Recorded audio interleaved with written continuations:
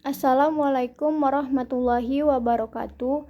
Perkenalkan, nama saya Siti Aisyah dengan NPM 2201280064. Saya dari kelompok 4 yang membahas tentang teori pembentukan kelompok. Kelompok adalah kumpulan individu yang dimana perilaku atau kinerja satu anggota yang dipengaruhi oleh perilaku ataupun prestasi dari anggota yang lainnya. Terbentuknya kelompok ini karena adanya tindakan manajerial ataupun karena adanya keinginan individu. Kelompok ini berfungsi untuk cara kita berinteraksi dengan kelompok yang lain. Nah, masing-masing kita di situ mengembangkan satu karakteristik yang unik seperti dari struktur, peran kita, dan juga norma-norma serta juga dari proses. Ada 5 teori pembentukan kelompok. Yang pertama adalah propaganda teori atau teori kedekatan. Maksud dari teori kedekatan ini adalah seseorang yang berhubungan dengan orang lain karena disebabkan adanya kedekatan antara ruang dan daerahnya, dan juga ketertarikan kepada orang lain yang didasarkan atas kesamaan sikap dalam menanggapi suatu tujuan yang relevan. Contohnya itu di dalam politik, agama, dan juga perkawinan. Ada teori interaksi Gerge-Homans. Teori interaksi Gerge-Homans adalah teori yang mengemukakan bahwa interaksi sosial adalah dasar dari suatu pembentukan kelompok dan hubungan sosial. Teori interaksi Gerge-Homans ini berdasarkan pada aktivitas, interaksi, sentimen, perasaan, dan emosi yang berhubungan secara langsung. Teori interaksi ini pada dasarnya berfokus pada prinsip-prinsip perilaku individu dalam konteks kelompok. Pada teori ini ada 3 elemen yang berhubungan secara langsung.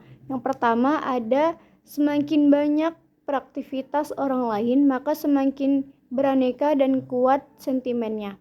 Yang kedua, semakin banyak interaksi kepada orang-orang, maka semakin banyak aktivitas dan sentimen yang ditularkan pada orang lain. Ketiga, semakin banyak aktivitas dan sentimen yang ditularkan pada orang lain dan sentimen dipahami orang lain, maka semakin banyak kemungkinan ditularkannya aktivitas dan juga interaksi-interaksi.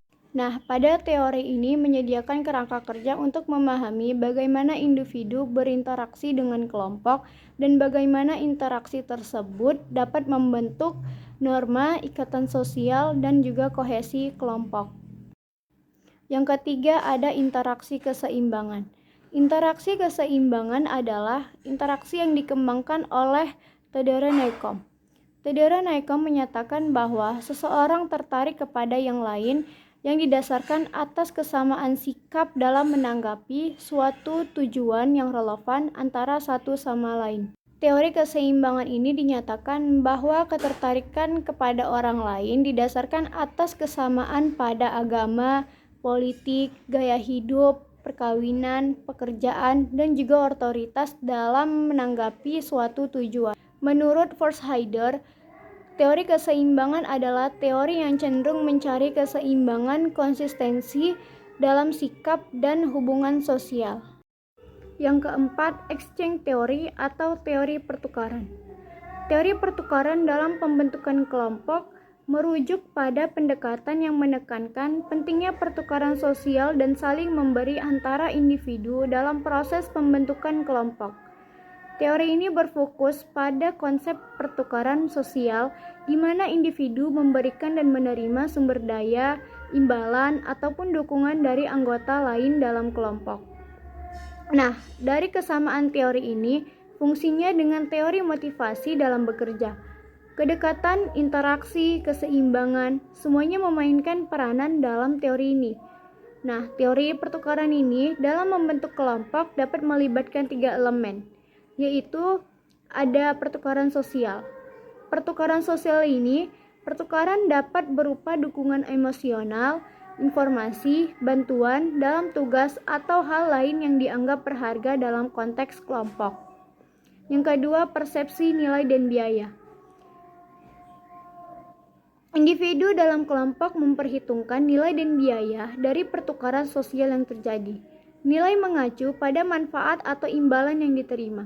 Sedangkan biaya merujuk pada konsekuensi negatif ataupun pengorbanan yang terkait dengan pertukaran tersebut. Yang ketiga, keseimbangan dan tidak keseimbangan.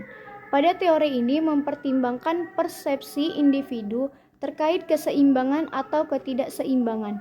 Dalam pertukaran sosial, pertukaran yang dianggap seimbang adalah ketika individu merasa adil dan proporsional di mana imbalan yang diberikan dan diterima sebanding.